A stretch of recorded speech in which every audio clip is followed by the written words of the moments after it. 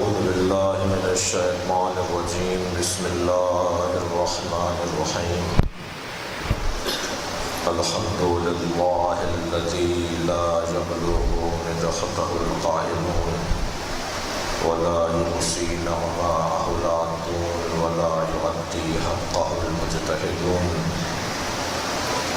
الذي ليس لصفته حد محدود ولا نعت موجود ولا وقت معدود ولا أجل ممدود فطر الخلائق بقدرته ونشر الرياح برحمته الصلاة والسلام على الرسول المصدق المصطفى الأمجد المحمود الأحمد سيدنا ومولانا ومولى الكونين جد الحسن والحسين علي أبا القاسم محمد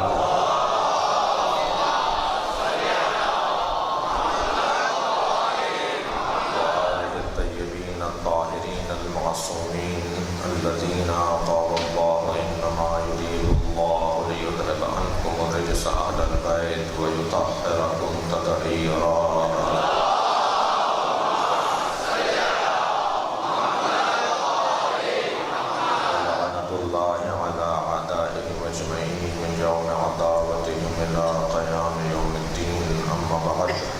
الحكيم في القرآن الكريم بسم الله الرحمن الرحيم والذين آووا ونصروا أولئك هم المؤمنون حقا لهم مغفرة ورزق كريم صلوات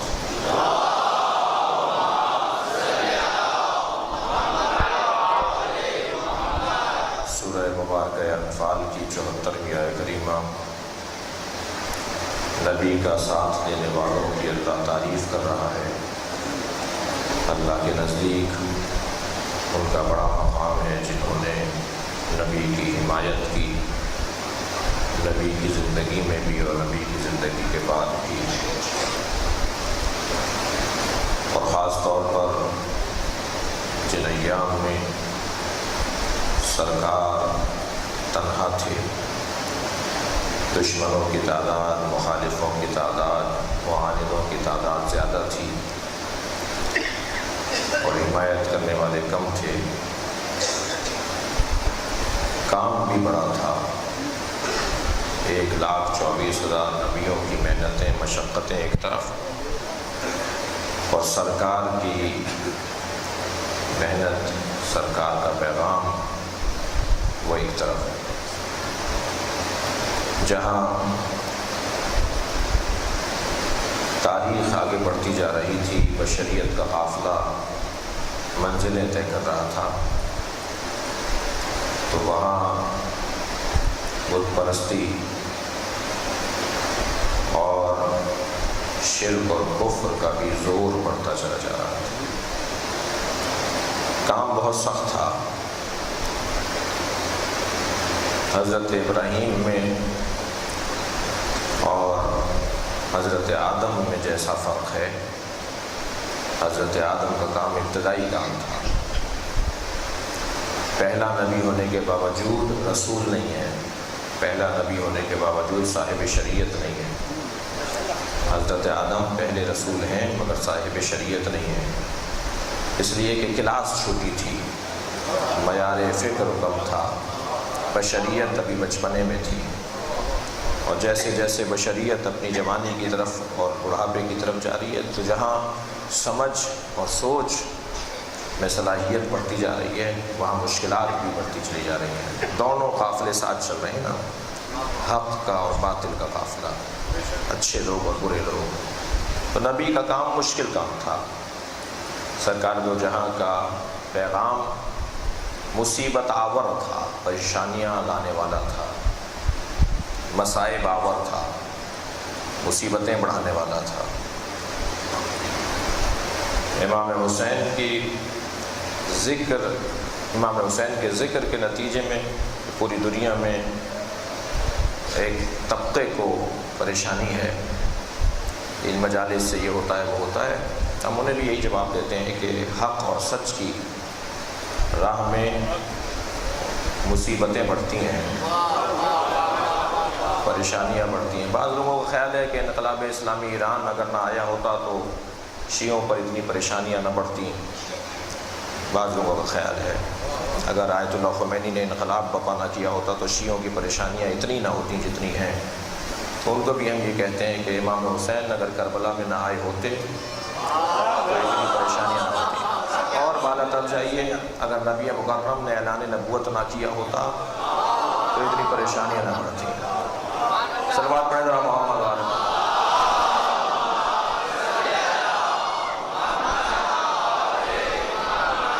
ویسے بھی جو اچھا انسان ہوتا ہے یا یوں کہوں جو بڑا انسان ہوتا ہے وہ پریشانیوں کو ڈھونڈتا ہے، بڑے لوگوں کی علامت ہے۔ صلوات پڑھیں ذرا محمد وعلیہ۔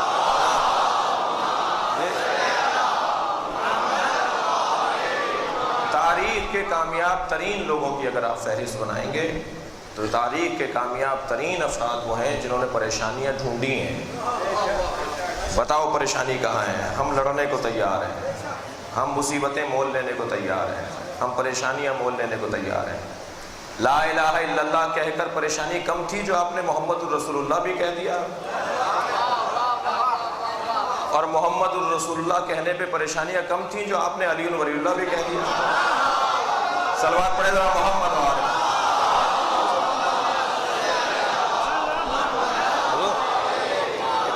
یہ پریشانیوں کا سفر ہے، مصیبتوں کا سفر ہے، مصائب کا سفر ہے۔ اور بڑا آدمی جو ہوتا ہے، عظیم انسان جو ہوتا ہے، وہ پریشانیوں سے گھبراتا نہیں ہے، پریشانیاں ڈھونڈتا ہے۔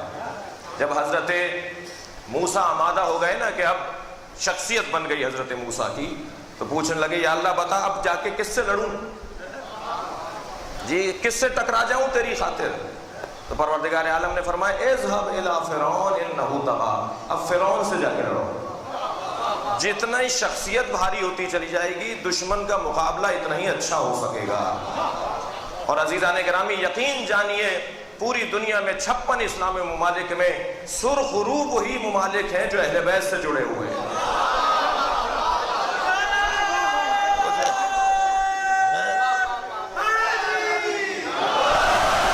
کیوں؟ مصیبتوں والے لوگ ہیں، پریشانیوں والے لوگ ہیں۔ پریشانیاں اور مصیبتیں جب انسان اپنے گلے لیتا ہے، اپنے اوپر لیتا ہے، اپنے ان کو مول لیتا ہے تو اس کی شخصیت نکھر کے سامنے آتی ہے۔ آپ کے ڈرائنگ روم میں بھی کوئی گملہ لگا وہ رکھا ہوا ہو، اس میں اتنی طاقت نہیں ہوتی جتنی بیابان میں پلنے والے پودے میں طاقت ہوتی ہے۔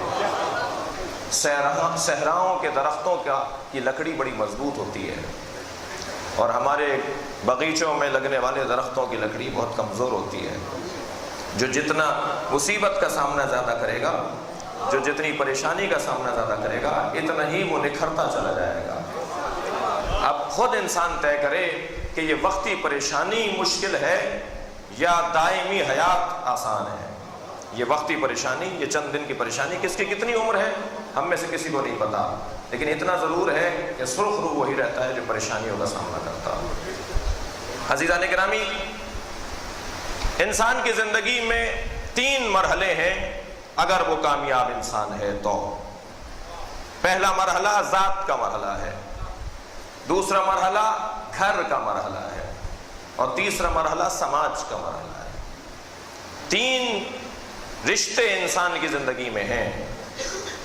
جی ہم میں سے کوئی پیدائشی ڈاکٹر نہیں ہے، ہم میں سے کوئی پیدائشی عالم نہیں ہے، سوائے اہل بیت کے کوئی پیدائشی عالم نہیں ہے۔ پروردگار عالم نے ان 14 کو پیدائشی عالم بنایا ہے، باقی جتنے بھی دنیا میں آئے ہیں وہ سب لا تعلمون شیئا۔ جی واللہ اخرجکم من بطون امہاتکم، اللہ نے تمہاری ماں کے شکم سے تمہیں اس انداز سے دنیا میں بھیجا، لا تعلمون شیئا، تم شے کے بارے میں نہیں جانتے تھے۔ قرآن کہہ رہا ہے سب دنیا میں جاہل آئے ہیں الا اہل بیت کے، الا سوائے نبی اور آل نبی کے۔ آل نبی میں بھی وہ جن کو اللہ نے ہدایت کے لیے چنا۔ توجہ ہے نا بات کی؟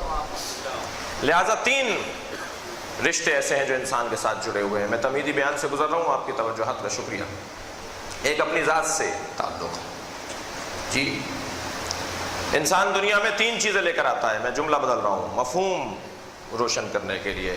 دنیا میں نہ ڈاکٹر آتا ہے، نہ انجینئر آتا ہے، نہ جی سیاستدان آتا ہے، نہ عالم آتا ہے۔ دنیا میں 3 چیزوں کو لے کر آتا ہے، ایک وہ روح کو لے کر آتا ہے، ایک وہ بدن کو لے کر آتا ہے، اور ایک تعلقات کو لے کر آتا ہے۔ پیدائشی طور پر روح اور بدن نہ ہو تو حیات کا تصور نہیں ہے، اور تیسری چیز جو وہ لے کر آتا ہے وہ ہے تعلقات، کس کا بیٹا ہے، کس کا پوتا ہے، کس کا نواسا ہے، کس کا بھائی ہے، یہ تعلقات ہی وہاں سے لے کر آتا ہے۔ اور یہ ذہن میں رہے میرے کم سن ساتھیوں کے کہ جو اللہ دے کر بھیجتا ہے اس کی حیات کا سامان بھی اللہ ہی کرتا ہے۔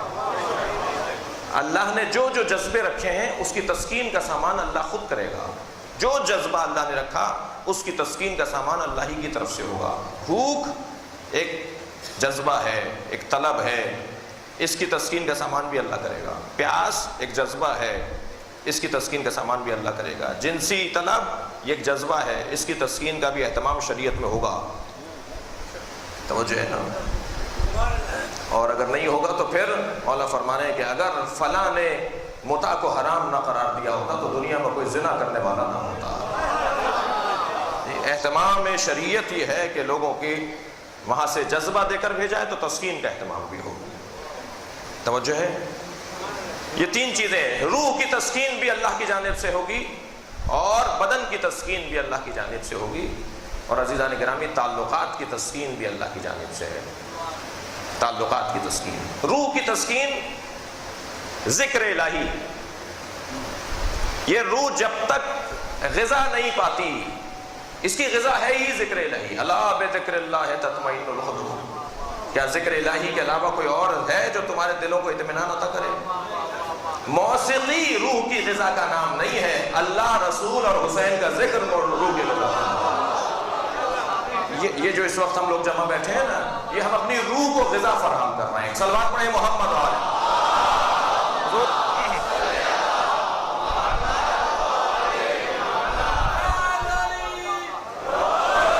اور بدن کی غذا عزیزان گرامی، بدن کی غذا کیا ہے؟ بدن کی غذا عبادت الہیہ ہے۔ یہ بدن اس وقت سکون میں آ جاتا ہے جب اللہ کی عبادت سے سرشار ہوتا ہے۔ اور تعلقات کی غذا کیا ہے؟ حق اور سچ بولنا۔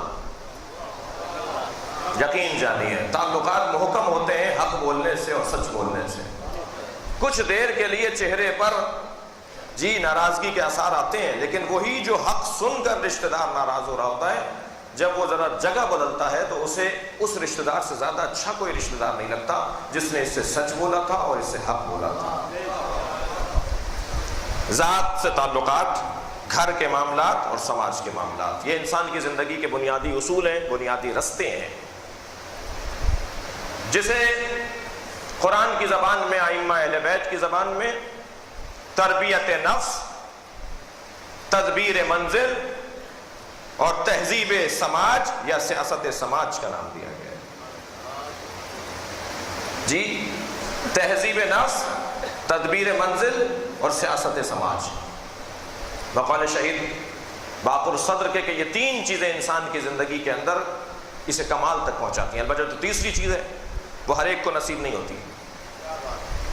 جی، تہذیب نفس پہلا مرحلہ، یہ سب کو نصیب ہو سکتا ہے اور یہ سب کو کرنا ہے۔ ممکن ہی نہیں ہے کوئی تہذیب نفس نہ کرے اور وہ تدبیر منزل کر پائے۔ تدبیر منزل ہو ہی نہیں سکے گی جب تک کہ تہذیب نفس نہ ہو۔ صلوات پڑھیں محمد والے۔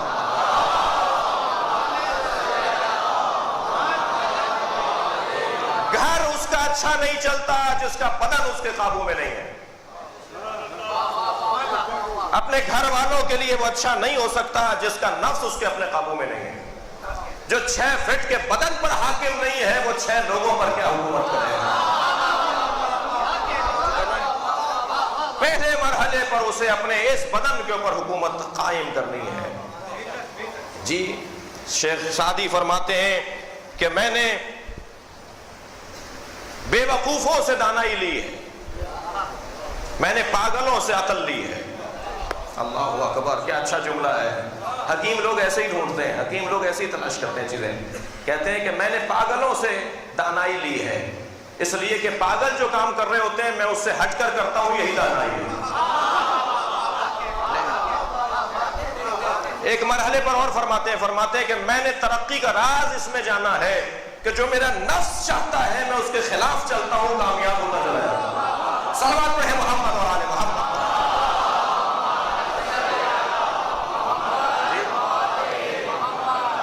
तहजीब नफ्स, अपने नफ्स को काबू में रखना बहुत बड़ा मरहला है, मुश्किल मरहला है, लेकिन अजीजान गिरामी आगे वाले दो मरहलों से फिर आसान है। माशरा अजीब अंदाज से जी रहा है। मैं मुहावराती जबान में कहूं कि उल्टी गंगा बह रही है। पहले ये सियासत समाज करते हैं, पहले माशरे में अच्छे सियासतदान अपने आप को बनाकर पेश करते हैं कि बहुत बड़ा सियासतदान है जी। आप अक्सर सियासतदानों को देखिए, उनके घर का हाल खराब है, उनके नफ्स का हाल खराब है। और क्यों पाकिस्तान में सियासत नाकाम है, क्यों पाकिस्तान के अंदर सियासतदान नाकाम है? तवज्जो है जी। लोग कहते हैं कि साहब मजहबी दुनिया के लोगों में बर्दाश्त नहीं है। मैं कहता हूं सबसे ज्यादा अदम बर्दाश्त सियासतदानों में, सबसे ज्यादा बर्दाश्त ना होना सियासतदानों में है। टीवी टॉक शोज देख लीजिए आप, क्या हाल है गुफ्तगू का, क्या मयार है गुफ्तगू का। तवज्जो कर रहे हैं अजीजान गिरामी? पाकिस्तान ही नहीं, पूरी दुनिया के लिए जरूरत है जमहूरियत। जुमला दे रहा हूं, जमहूरियत पूरी दुनिया की जरूरत है। इस्लाम में जमहूरियत है। अगर इस्लाम में जमहूरियत नहीं होती तो जो वही का पाबंद है उसे अल्लाह हुक्म न देता कि मशवरों से चलो। सलवात पढ़े मोहम्मद और आले मोहम्मद।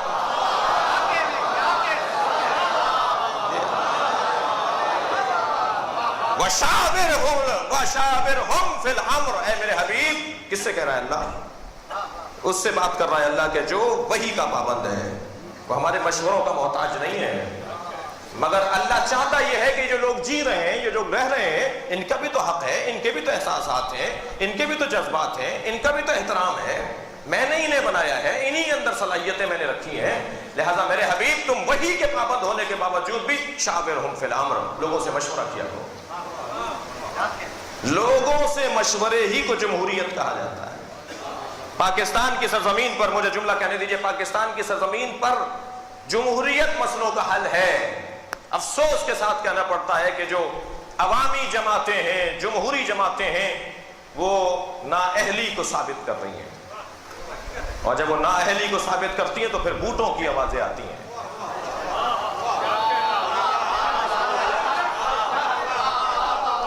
बूटों की आवाजें अजीजान गिरामी तुम्हारी नाअहली की वजह से आती हैं। अगर तुम अहल हो जमहूरियत और अवामी नुमाइंदगी करने में तो फिर किसी को बहाना नहीं मिलेगा। अलबत्ता मैं यहां तो बस एक ही जुमला कहता चला जाऊं, अजीजान गिरामी मजलूम कौम है, मजलूम के मानने वाले हैं। मिल्लत जाफरिया की बात कर रहा हूं, मजलूम की मानने वाली मिल्लत है, मजलूम कौम है। हम तो बस एक ही जुमला कहेंगे, हुकूमत फौजी हो या जमहूरी हो, हम आजादारी से एक इंच पीछे नहीं आएंगे।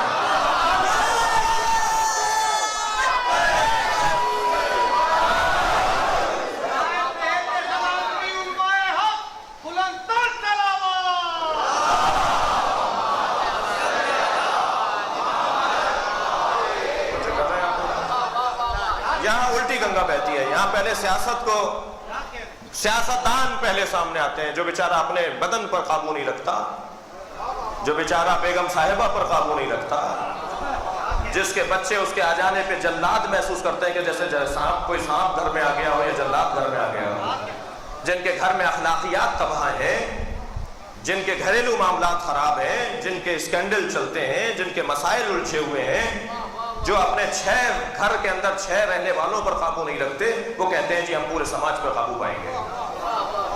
तो जमहूरियत के परस्तारों से गुजारिश कर रहा हूँ आजादारी इमाम हुसैन के अंदर। अजीजान गिरामी, इमाम हुसैन अलैहिस्सलाम भी मक्का मुकर्रमा से करबला और मदीना से मक्का और मक्का से करबला जो आ रहे हैं, उसमें 6 सबबों में से एक सबब कूफे वालों के खत हैं।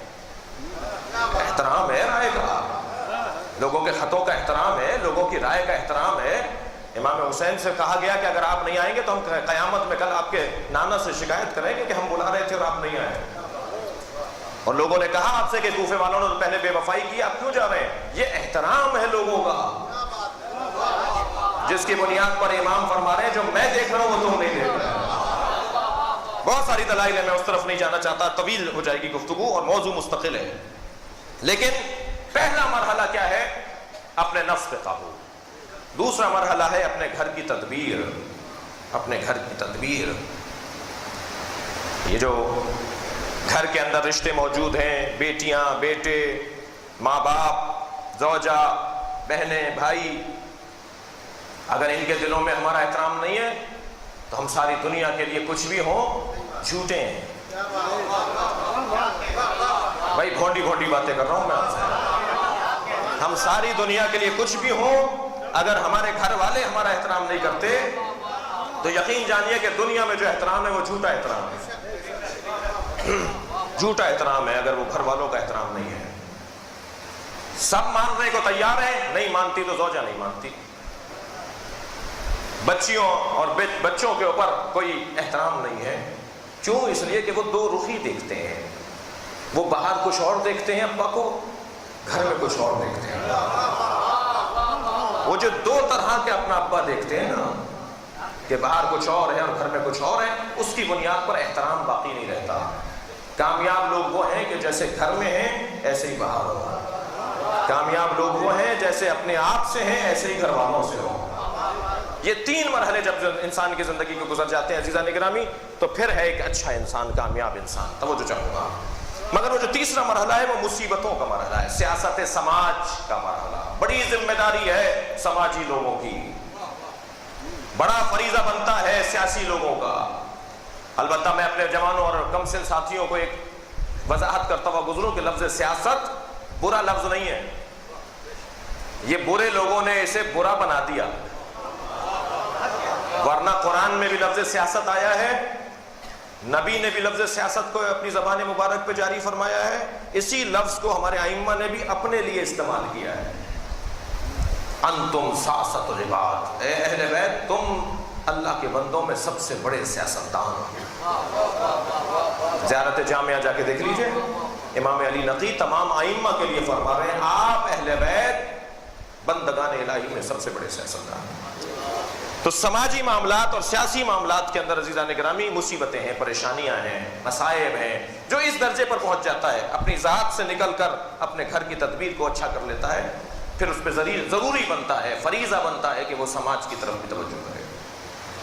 اور جب وہ سماج کی طرف توجہ کرتا ہے تو اب اسے مصیبتوں کا سامنا کرنا پڑتا ہے، مصائب کا سامنا کرنا پڑتا ہے. اس کی فکر اونچی ہوتی ہے، اس کی دید عوامی نہیں ہوتی، وہ عوام زدہ نہیں ہوتا. توجہ ہے. ڈینگی زدہ، آپ الفاظ سن رہے ہیں نا، ڈینگی مار رہا ہے نا لوگوں کو. ایسے بعض سیاسی اور مذہبی قائدین کو عوام مار رہی ہے. وہ عوام کیسے مار رہی ہے؟ ہاتھ مارنے کی بات نہیں کر رہا ہے، بلکہ عوام کا دباؤ، قوم کا دباؤ، قوم کی پسند کے مطابق فیصلے کرنا، یہ ناکام سیاستدان کی علامت ہے.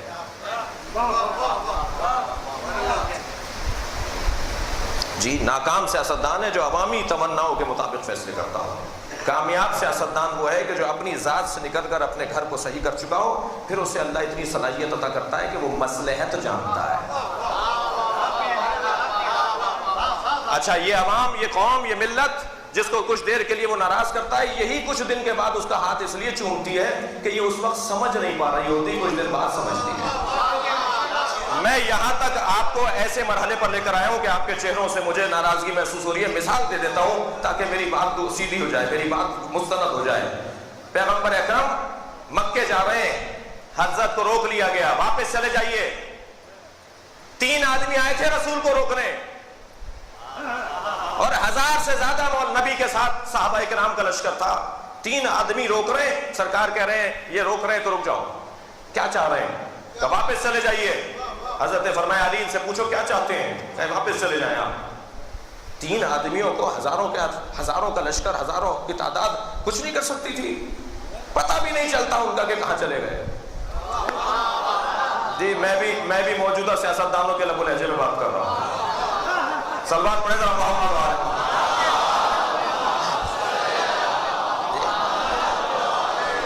سرکار نے فرمایا پوچھو یہ کیا کرنا چاہتے ہیں، کیا کہنا چاہتے ہیں. کہنے لگے ہم صلح کریں گے، آپ واپس جائیے. نبی نے فرمایا علی ان کے ساتھ بیٹھ کے صلح نامہ لکھو. اب اصحاب میں ایک تاریکی ہے اور ایک سکوت طاری ہے. مولا نے فرمایا علی ان سے صلح نامہ لکھو. آپ لوگ اس سال واپس جائیں گے، آئندہ سال آئیں گے. حضرت نے فرمایا ٹھیک ہے اس سال ہم واپس جاتے ہیں، آئندہ آئیں گے۔ لکھو یہ عہد نامہ محمد رسول اللہ کی طرف سے مشرکین مکہ کے ساتھ ہے۔ کہنے لگے رسول اللہ ہم مان رہے ہوتے تو آپ کو واپس کیوں کرتے؟ رسول اللہ کاٹ دو، رسول اللہ کاٹ دو۔ سرکار نے فرمایا علی رسول اللہ کاٹ دو۔ کیا لکھیں؟ محمد ابن عبداللہ لکھیں، محمد رسول اللہ نہیں لکھیں۔ نبی نے فرمایا علی رسول اللہ کاٹ دو، محمد ابن عبداللہ لکھ دو۔ اب ایک مرتبہ پارا بھرنے لگا، یہ کیا ہو رہا ہے؟ تذلیل ہو رہی ہے، ذلت ہو رہی ہے، یہ کیسی قیادت ہے؟ توجہ کر رہے ہیں آپ حضرات؟ پھر کہنے لگے اس سال واپس چلے جائیے، آئندہ سال آئیں گے۔ آپ نے حضرت فرمایا ہم آئندہ سال آئیں گے، اس سال حج عمرہ نہیں کر رہے۔ جی ہمارا کوئی آدمی آپ کے پاس جائے گا آپ کو واپس کرنا پڑے گا۔ حضرت نے فرمایا اگر ان کا آدمی ہمارے پاس آئے گا تو ہم واپس کریں گے، لکھ دو۔ آپ کا آدمی ہمارے پاس آ جائے گا تو ہم واپس نہیں کریں گے۔ حضرت نے فرمایا ہمارا آدمی ان کے پاس چلا جائے تو واپس نہیں کریں گے۔ جی آئندہ سال اتنے افراد آئیں گے اور ایسے ہوگا ویسے ہوگا، شرائط لکھ دی گئی، 8-10 نکات لکھ دی گئے۔ پیغمبر جو وہ کہہ رہے تھے مان رہے تھے، اور دستخط فرما دی ہے حضرت نے اور مہر لگا دی گئی سرکار کی جانب سے۔ عزیزان گرامی 1400 سال کے بعد جب یہ صلح نامہ سمجھ میں نہیں آ رہا تو ان لوگوں کو کیسے سمجھ میں آتا؟ سوائے ایک چیز کے جو ہمیں سمجھاتی ہے وہ ہے قیادت پر اعتبار۔ صلوات پڑھیں محمد و آل محمد۔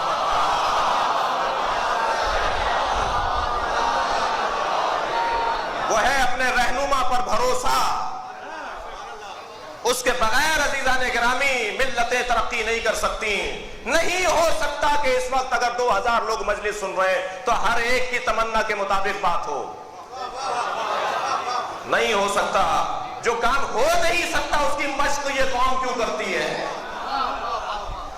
ہمیں اپنے بڑوں پر اعتماد کرنا پڑے گا۔ ہاں دیکھیں یہ گناہگار تو نہیں ہے، علنی گناہ تو نہیں کرتا، جھوٹ تو نہیں بولتا، کردار کا کرپٹ تو نہیں ہے، اللہ کے معاملات میں اور عبادت کے معاملات میں کمزور تو نہیں ہے۔ موٹی موٹی باتیں جو کسی رہنما کے لیے ہونی چاہیے، کسی بڑے کے لیے ہونی چاہیے، وہ تلاش کر لی جائیں۔ سنی سنائی باتوں پر ویسے شیعہ عمل کرتا نہیں ہے۔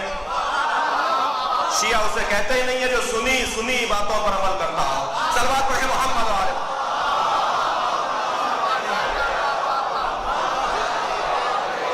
اہل بیت کا شیعہ تو ہوتا ہی وہ ہے جو تحقیق سے بات کرتا ہو۔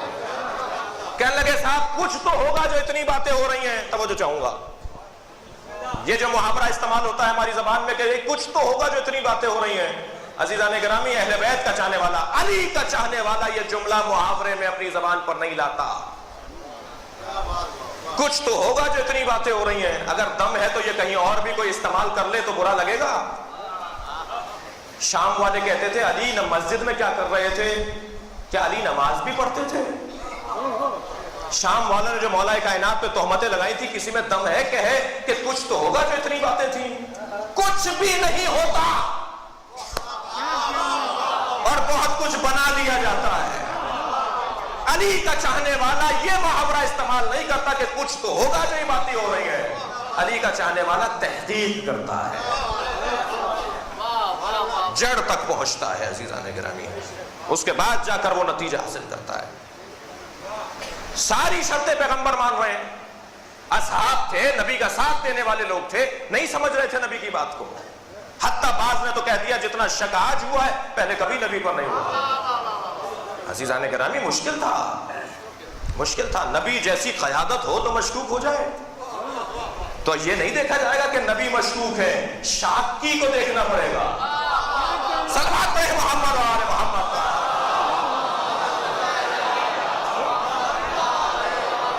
خبردار کبھی کسی کو مشکوک بنا کر اس کو اعتبار سے نہ گرائیے گا۔ دیکھیے گا شک کون کر رہا ہے۔ اگر شک کوئی ڈاکٹر پر مریض کر رہا ہو، نہیں توجہ کی آواز ہے عزیزان گرامی، کسی قاضی پر، کسی جج پر اگر مقدمہ باز شک کرے تو وہ شک معتبر نہیں ہے۔ معتبر شک تو جب ہوگا کہ جب جج پر جج کرے، عالم پر عالم کرے، جی ڈاکٹر پر ڈاکٹر کرے، تب یہ معتبر شک ہے۔ پیغمبر اکرم نے ساری باتیں ان کی مان لی، کیوں؟ اس لیے کہ اس میں حکمت تھی، دانائی تھی، سمجھداری تھی، جو اپنے نفس سے گزر کر اپنے گھر تک آیا ہو اور اپنے گھر سے گزر کر سماج تک آیا ہو۔ وہ بہتر سمجھتا ہے مجھے سماج کے لیے کیا کرنا ہے. بھائی اگر محمد الرسول اللہ ہٹایا جا رہا ہے، اگر محمد الرسول اللہ ٹھیک تھا اور اسے ہٹا دیا تو محمد ابن عبداللہ غلط کب ہے؟ نہیں لے رہے آپ حضرات. اگر محمد رسول اللہ کٹوایا گیا ہے اور وہ بھی ٹھیک جملہ تھا تو محمد ابن عبداللہ غلط کب ہے؟ سرکار نے فرمایا محمد رسول اللہ ہٹا کر محمد ابن عبداللہ لکھ دو، جیسے وہ ٹھیک تھا ایسے یہ ٹھیک ہے. جی ہمارا آدمی آپ کے پاس جائے گا تو آپ کو واپس کرنا پڑے گا. حضرت نے فرمایا ہم ان کے آدمی کو واپس کریں گے. یا رسول اللہ یہ کیا ہوا؟ آپ کا آدمی ہمارے پاس آئے گا تو ہم واپس نہیں کریں گے. حضرت نے فرمایا ہمارا آدمی تمہارے پاس جائے تو واپس مت کرنا، جو ہمیں چھوڑ کر چلا گیا وہ اس قابل کہاں ہے کہ اسے واپس کرنا.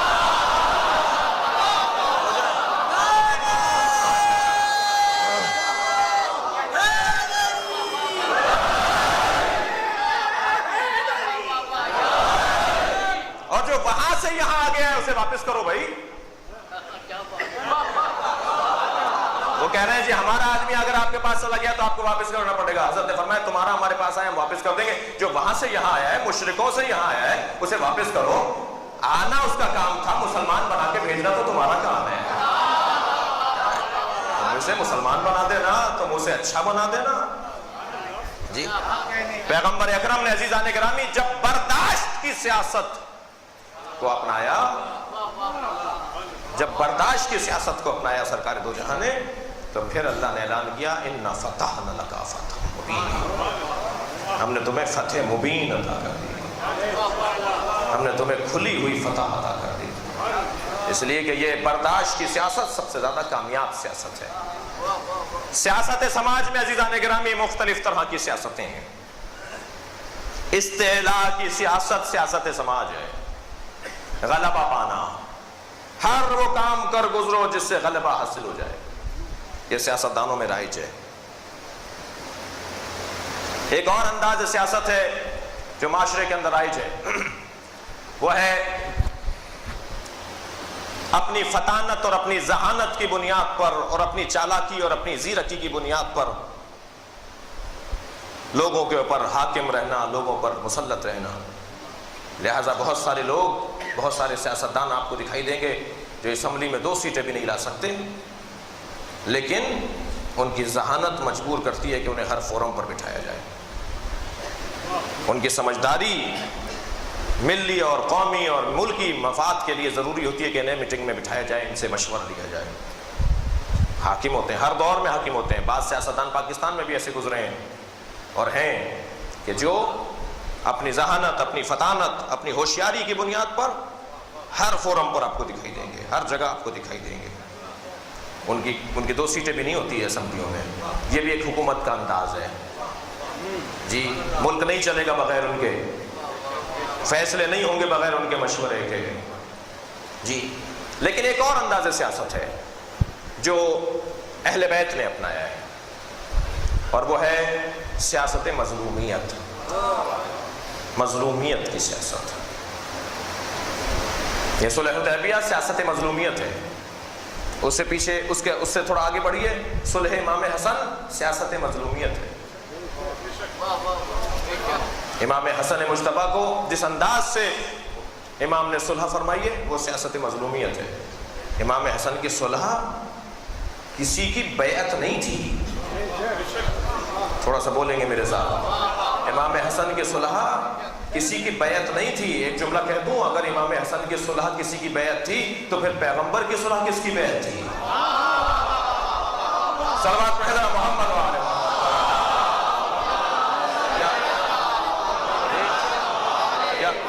کیا پیغمبر اکرم مشرکوں کی بیعت کر رہے تھے؟ صلح بیعت نہیں ہے. صلح بیعت نہیں ہے، لینے اور دینے کا مرحلہ ہے. برابری کی بات ہے. صلح ہوتی وہاں ہے جہاں برابری میں صلح نہیں ہے. اور عزیزان گرامی اگر امام حسن کی صلح جو ہے وہ بیعت ہوتی تو امام حسین جب فرما رہے تھے کہ میں اپنے جد رسول اللہ اور اپنے بابا علی کی سیاست پر عمل کرنے جا رہا ہوں، تو اس وقت کہتے نا کہ تمہارے بابا نے بھی بیعت کر لی تھی، تمہارے بھائی نے بھی بیعت کر لی تھی. کسی نے بڑھ کر یہ نہیں کہا، کسی نے یہ توڑ نہیں دیا امام حسین کو کہ آپ بھی بیعت کر لیں. بیعت کچھ اور ہے. نہیں ہو سکتا کہ کوئی افضل مفضول کی بیعت کر لے. ٹیکنیکی مسئلہ ہے. صلوات پڑھے ذرا محمد وآلہ.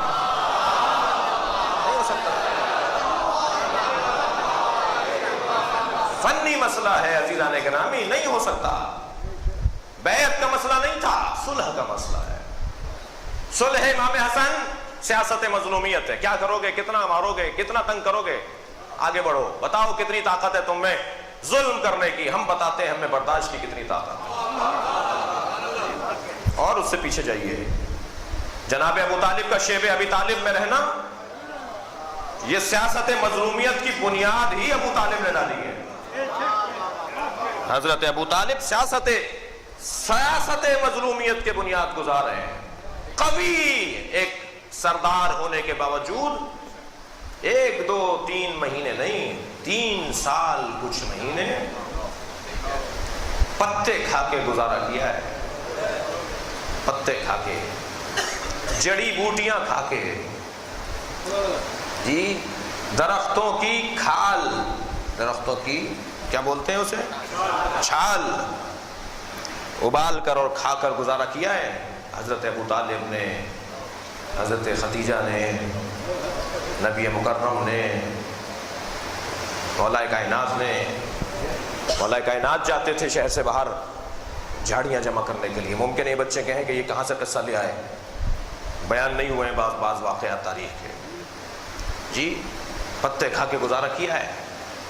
یہ تو اس درجے پر ولایت رکھتے تھے کہ اگر یہ زمین کو ٹھوکر ماریں تو چشمہ ابلا ہے.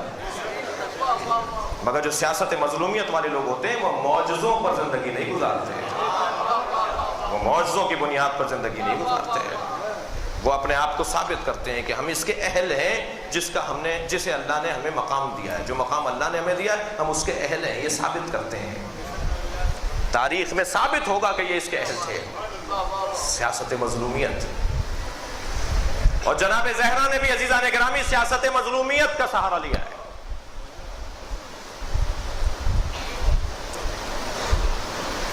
نبی کی رحلت قریب ہے، یا علی کو بلا لیجئے، یا رسول اللہ علی کو بلا لیجئے. جب مولا کائنات کو بلایا گیا، نبی کی رحلت قریب ہے، بلانے والا کون ہے؟ جبریل امین نازل ہوئے، نبی کے سرہانے بیٹھے ہیں، کہا علی کو بلا لیجئے. جیسے ہی مولا کائنات تشریف لائے، فرمایا کہ اللہ نے علی کو سلام بھیجا ہے. تو بے ساختہ مولا کائنات کی زبان پہ جملہ آیا، هو السلام ومنہ السلام. خدا اللہ خود سلام ہے، اسی کی طرف سے سلامتیاں ہیں. کہ اللہ نے علی کے لیے ایک پیغام بھیجا ہے. اے اللہ کے رسول، آپ کی رحلت کے بعد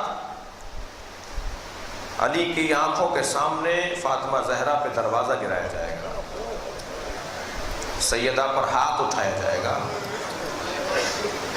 سیدہ کی پسلیاں زخمی اور شکستہ ہوں گی. مولا علی سے زیادہ غیرت مند کوئی نہیں ہے. امام سجاد حمیت اور غیرت میں ضرب المثل ہیں. امام سجاد کے دادا ہیں علی. فرمایا فاطمہ کے اوپر ظلم ہوگا، زیادتیاں ہوں گی، مگر آپ کو تلوار نہیں اٹھانی، دیکھتے رہنا ہے. اپنی آنکھوں سے دیکھیے گا کیا ہو رہا ہے. کوئی پتھر نہیں اٹھانا، کوئی تلوار نہیں اٹھانی، کوئی ہاتھ نہیں اٹھانا. سنیں گے کیا ہوا؟ مولا کی آنکھوں سے آنسو جاری ہوئے، روتے ہوئے فرمایا اگر اللہ اور اللہ کا رسول یہی چاہتا ہے تو میں فاطمہ پہ ہونے والا ظلم دیکھوں گا. بہت سخت ہے عزاداروں، بہت سخت ہے. سیاست مظلومیت دیکھ رہے ہیں آپ. پھر فرمایا فاطمہ زہرا کو بلائیے. جبریل نے جناب زہرا کو بلوایا. جناب زہرا تشریف فرما ہوئی. کہا اللہ نے فاطمہ کو سلام کہا ہے. بی بی نے وہی جملہ کہا جو حضرت علی نے فرمایا تھا، هو السلام ومنہ السلام. وہ خود سلام ہے، اسی کی طرف سے سلامتیاں ہیں. فرمایا فاطمہ کو اللہ نے حکم دیا ہے کہ فاطمہ ساری زندگی آپ نے اپنے بابا سے کچھ نہیں مانگا، اپنے شوہر سے کچھ نہیں مانگا. 3 دن تک جاتی رہی تھی کنیز مانگنے کے لیے، بغیر کچھ کہے واپس آ جاتی تھی. جب پوچھا جاتا تھا آپ نے بابا سے کہہ دیا کہ کنیز چاہیے، فرماتی تھی میرا منہ نہیں پڑتا کہ میں بابا سے بھی کچھ مانگ لوں. 3 دن کے بعد، تیسری دفعہ کے بعد پیغمبر خود تشریف لائے. کہنے لگے فاطمہ. فرمایا فاطمہ تم کچھ کہنا چاہتی ہو؟ تو مولا کائنات کی آواز آئی، یا رسول اللہ ذرا فاطمہ کا ہاتھ دیکھیے. جب سیدہ نے ہاتھ دکھایا تو ہاتھ زخمی تھا، یہ چکی کی چوٹ سے جناب زہرا کا ہاتھ زخمی ہو گیا تھا. شاید عارضی طور پر اور وقتی طور پر جناب زہرا کو کنیز چاہیے تھی. فرمایا فاطمہ آپ سے کنیز مانگنا چاہتی ہیں، مگر کہتی ہیں میرا منہ نہیں پڑتا، مانگنے کا مزاج ہی نہیں ہے نا. اللہ اکبر، دینے والے لوگ ہیں، مانگنے کا مزاج نہیں ہے، سوائے اللہ کے کسی سے نہیں مانگ رہی، حتیٰ حیا آ رہی ہے کہ اپنے بابا سے مانگے. مولا کائنات نے ایک مرتبہ تو فرمایا فاطمہ تم نے زندگی بھر مجھ سے کچھ سوال نہیں کیا. جبریل نے کہا فاطمہ سے کہیے جو ساری زندگی کسی سے سوال نہیں کرے، جس کے مزاج میں سوال نہ ہو، اسے دربار میں جا کر غیروں سے باغ فدق مانگنا ہوگا. جناب زہرا کی آنکھوں میں آنسو آ گئے. فرمایا اللہ اور اللہ کا رسول اگر یہی چاہتا ہے تو میں یہ کرنے کو تیار ہوں. سیاست مظلومیت اہتمام ہو رہا ہے، یہ سب طے شدہ ہے. یہ واقعہ کربلا، یہ صلح امام حسن، یہ جناب زہرا پر گرایا جانے والا دروازہ، یہ مظالم، جی شیطانی قوتیں تیار تھیں، پروردگار عالم نے رحمانی قوتوں کو تیار کیا. سیاست مظلومیت. اور ایسا ہی ہوا جب جناب زہرا پہ دروازہ گرا. مولا کہاں تھے؟ مولا وہیں تھے، مولا دیکھ رہے تھے، مولا دیکھ رہے تھے. 4 شیعہ تھے مولا کائنات کے، سب سے پہلے 4 شیعہ. جناب زہرا تو بنیاد رکھ رہی ہیں نا تشیع، جناب زہرا تو شیعت کی بانی ہے. 4 شیعہ، سلمان، ابو ذر، حذیفہ یمان، مقداد، پہلے 4 شیعہ. ان میں سے سلمان کو کہا سلمان کل گھر آ جانا، اور دوسرے 3 دوستوں سے کہا کہ تم 3 دن تک گھر سے نہیں نکلو گے. مولا علی نے فرمایا، وہ جانتے تھے کہ ابو ذر برداشت نہیں کر پائیں گے، لہٰذا دوسرے دن جب ابو ذر کو، مقداد کو معلوم ہوا، حذیفہ یمان کو معلوم ہوا کہ سلمان تھے اور بی بی پہ دروازہ گر رہا تھا، تو ابو ذر نے پوچھا تھا سلمان تم نے دیکھا؟ سلمان نے کہا ہاں میں نے دیکھا.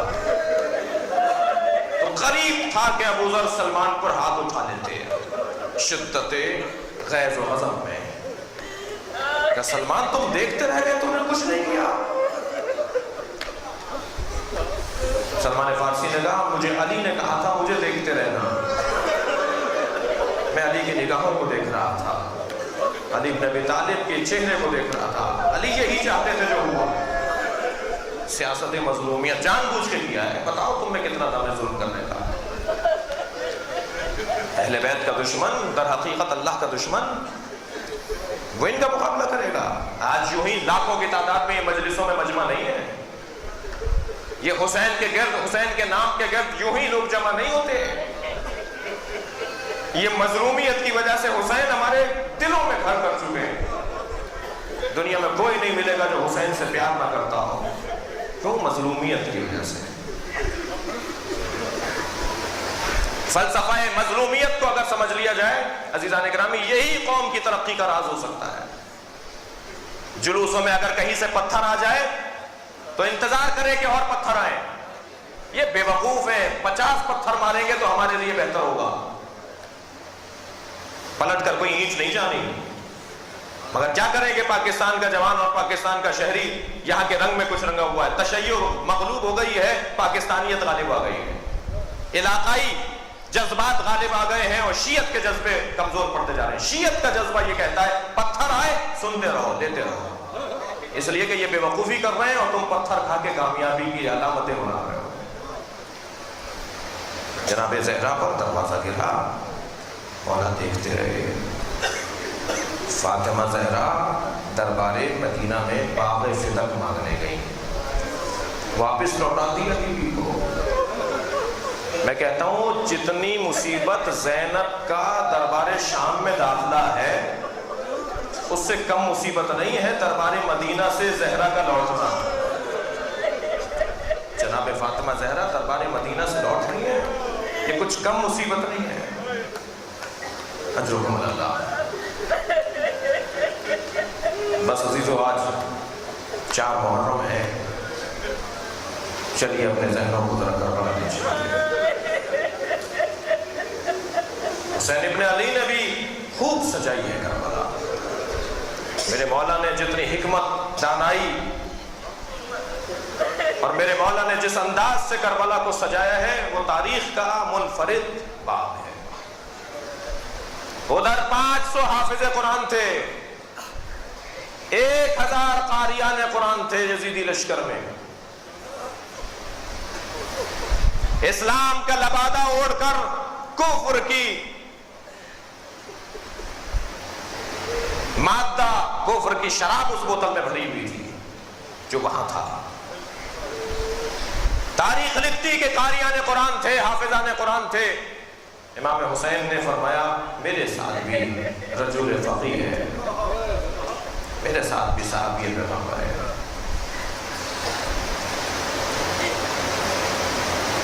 من الحسین ابن علی،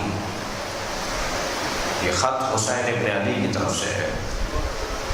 بعض نے لکھا ہے کہ جناب زہرا کا نام لکھا ہے، یہ حسین ابن فاطمہ کی طرف سے خط ہے۔ الی رجل فقیہ حبیب ابن مداح ہے، ایک رجل فقیہ کی جانب جو حبیب ابن مداح ہے۔ السلام علیکم، اے حبیب ہمارا سلام تمہارے پر ہو۔ 2 خطوں میں یعنی دو سطروں میں امام حسین نے خط مکمل کیا ہے۔ پہلی سطر میں لکھا حبیب تمہیں تو معلوم ہے کہ ہماری نسبت رسول اللہ سے کیا ہے، ہماری نسبت رسول اللہ سے کیا ہے، اس کا تمہیں علم ہے۔ تو اگر تمہیں اس کا علم ہے تو اتنا سمجھ لو کہ کربلا میں دشمنوں میں گھر چکا ہوں، اور حبیب میرے ساتھ زینب کبریٰ بھی ہے۔ اجرکم اللہ عزدہ۔ ایک مرتبہ دروازے پر دستک ہوئی، حبیب اپنی زوجہ کے ساتھ کھانا تناول کر رہے تھے۔ سوال کیا من الباب، کون ہے دروازے پر؟ تو دروازے کے پشت سے آواز آئی انا مرید الحسین، میں حسین کا قاصد ہوں۔ بس ایک مرتبہ حسین ابن علی کا نام سننا تھا، حبیب اپنی جگہ سے کھڑے ہوئے گئے ہیں، دروازے پر جا کے دیکھا کہ قاصد خط لیے کھڑا ہے۔ امام حسین کا خط پڑھنا شروع کیا، یہ جو میں نے ابھی بیان کیا اس میں لکھا تھا، آنکھوں سے لگایا، خط پڑھتے ہوئے گھر میں داخل ہو رہے ہیں۔ زوجہ نے بڑھ کے پوچھا حبیب کیا ارادہ ہے، کیسا خط ہے، کیا ہو گیا؟ حسین نے خط لکھا ہے۔ عجب نے کہا لاؤ میں بھی اس کا بوسہ دوں۔ احترام کر رہی ہے زوجہ۔ حبیب نے کہا حسین ابن علی کربلا میں دشمنوں میں گھر چکے ہیں، ایک بیابان، ایک صحرا ہے جسے کربلا کہتے ہیں، عراق کی سرزمین پر وہ علاقہ ہے، وہاں حسین ابن علی دشمنوں میں گھر چکے ہیں، اور حسین ابن علی نے مجھے مدد کے لیے پکارا ہے۔ تو کہنے لگی پھر کیا ارادہ ہے؟ تو راوی کہتے ہیں کہ قلب زوجہ کے امتحان کے لیے حبیب نے جملہ کہا میں بوڑھا ہو گیا ہوں، میں کیا مدد کروں گا حسین کی؟ بس یہ جملہ سننا تھا، سر پہ بوسہ رکھ کر کہنے لگی پھر مجھے جانے دو، اس لیے کہ حسین نے خط میں لکھا ہے کہ زینب بھی حسین کے ساتھ ہے۔ اجرکم اللہ۔ خدا کسی غم من اللہ سوائے بغیر رہ رہے تمہیں ہمیں رونے اور رونے والوں میں قرار دے۔ آپ کی آوازیں بلند ہو رہی ہیں، مجلس اپنے کمال کی طرف جا رہی ہے۔ حبیب ابن مطاہر نے کہا نہیں یہ کیسے ممکن ہے، حسین مجھے بلائیں اور میں نہ جاؤں۔ اپنے غلام کو بلا کر کہا میرا گھوڑا تیار کر اور شہر سے باہر چلا جا، اس لیے کہ حالات بہتر نہیں ہیں، میں کچھ دیر کے بعد پہنچوں گا اور اس پہ سوار ہو کر چلا جاؤں گا حسین ابن علی کی مدد کے لیے۔ تو کیونکہ حالات مناسب نہیں تھے تو حبیب کچھ بے راہوں سے ہوتے ہوئے پہنچے جب گھوڑے کے قریب تو کچھ دیر ہو چکی تھی، وقت مقررہ سے تاخیر ہو چکی تھی۔ تو کیا سنا کہ غلام گھوڑے سے کہہ رہا ہے اگر کچھ دیر اور میرا مولا نہ آیا تو میں تجھ پر سوار ہو کر حسین کی مدد کو جاؤں گا۔ حبیب نے آگے بڑھ کر ایک مرتبہ شاباش دی، آفرین، تو امام حسین کی مدد کے لیے تیار ہے، بس تیرا یہ جذبہ مجھے آمادہ کر رہا ہے، میں تجھے آزاد کر رہا ہوں، یہ تیرا انعام ہے کہ میں تجھے آزاد کر رہا ہوں، جا میں نے تجھے آج آزاد کر دیا۔ تو پیروں پر گر کر کہنے لگا مولا ساری زندگی آپ کی خدمت کی ہے، اب اولاد رسول کی خدمت کا مرحلہ ہے۔ اجرکم اللہ، مجھے اپنے ہمراہ کربلا لے چلیے۔ حبیب ابن مظاہر کربلا کی طرف روانہ ہوئے، کیوں ہی کوفے کی جانب سے اس رستے سے جہاں کوفے والے آتے ہیں جہاں سے ایک گرد اٹھنا شروع ہوئی، امام نے آواز دی علی اکبر عباس مولا محمد بنی ہاشم کے جوانوں زہیر آؤ، میرا حبیب آ۔ امام حسین کو بڑا انتظار تھا حبیب ابن مظاہر کا۔ جناب حبیب قریب آئے، آفرین مرحبا، تکبیروں کی آوازیں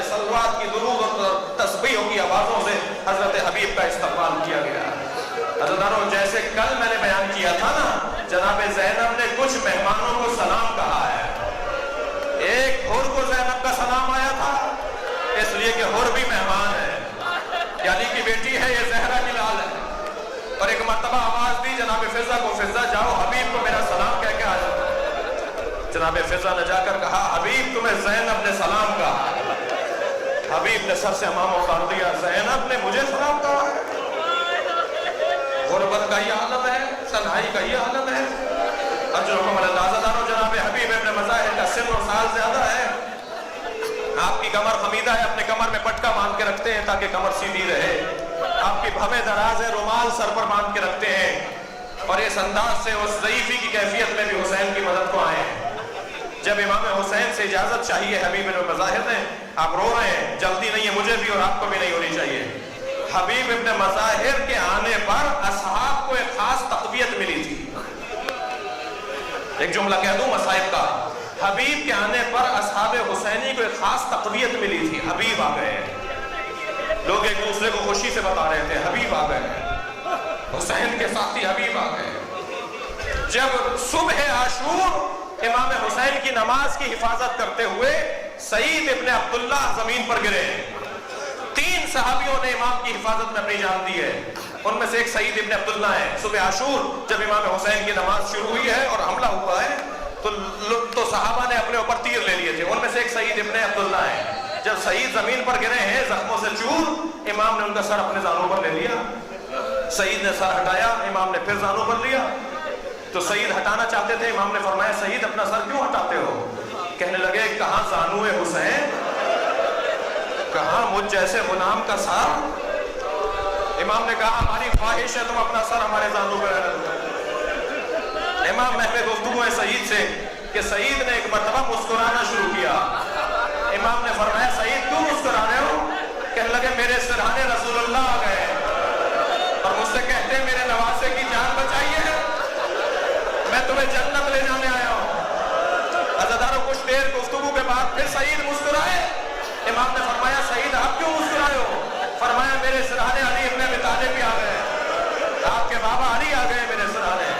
پھر امام نے سعید سے کچھ وصیتیں پوچھی، کچھ گفتگو ہو رہی ہے سعید سے کہ سعید ایک مرتبہ رونے لگے۔ امام نے فرمایا سعید ابھی تو ہنس رہے تھے، اب رو کیوں رہے ہو؟ کہنے لگے مولا میرے سرہانے آپ کی ماں زہرا آ گئی۔ کہاں حسین کی ماں، کہاں نبی کی دختر؟ اسی اثنا میں ایک مرتبہ سعید نے کہا حبیب کہاں ہے؟ جو امام کے زانوں پر سر رکھا ہے سعید کا، اسی مرحلے پر ایک مرتبہ سعید نے کہا حبیب کہاں ہے؟ حبیب عزاداروں کچھ عقب میں کھڑے تھے، حضرت حبیب کے مسائل پڑھ رہا ہوں، حبیب کچھ عقب میں کھڑے تھے، بلایا گیا حبیب کو بلاؤ، سعید کا دم نکل رہا ہے، سعید کی روح پرواز کرنے کو ہے، اور سعید حبیب کو یاد کر رہے ہیں۔ حبیب سرہانے آ کے بیٹھ گئے، امام کے برابر میں آ کے بیٹھ گئے، سعید میں حبیب ہوں، سعید میں حبیب ہوں، میں آ گیا تمہارے سرہانے، کہو کیا کہہ رہے ہو؟ کہنے لگے اپنا کان میرے دہن کے قریب لاؤ۔ سعید حبیب سے کہنے لگے اپنا کان میرے دہن کے قریب لاؤ۔ سعید جھک گئے، اپنا کان سعید کے، حبیب جھک گئے، سعید کے دہن کے قریب اپنا کان لے گئے، تو نحیف سی آواز میں کہنے لگے حسین کو اکیلا نہ چھوڑ کے جانا، علی کے لال کو تنہا نہیں چھوڑنا۔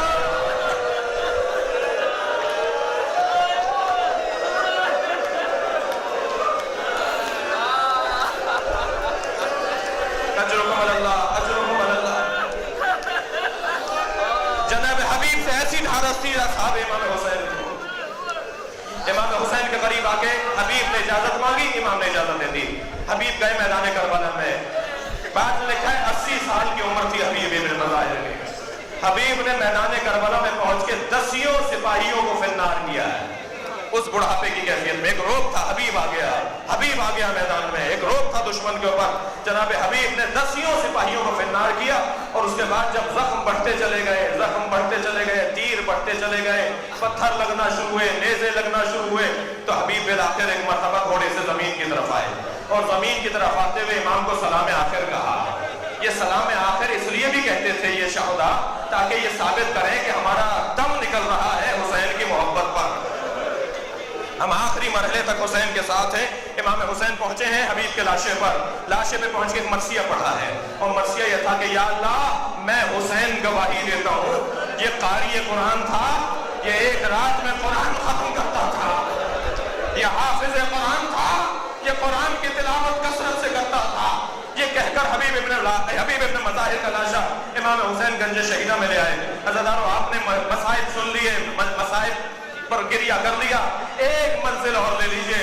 जब ये काफिला कूफे की जानिब रवाना हुआ तो नेज़ों की अनियों पर शोहदा के साथ थे।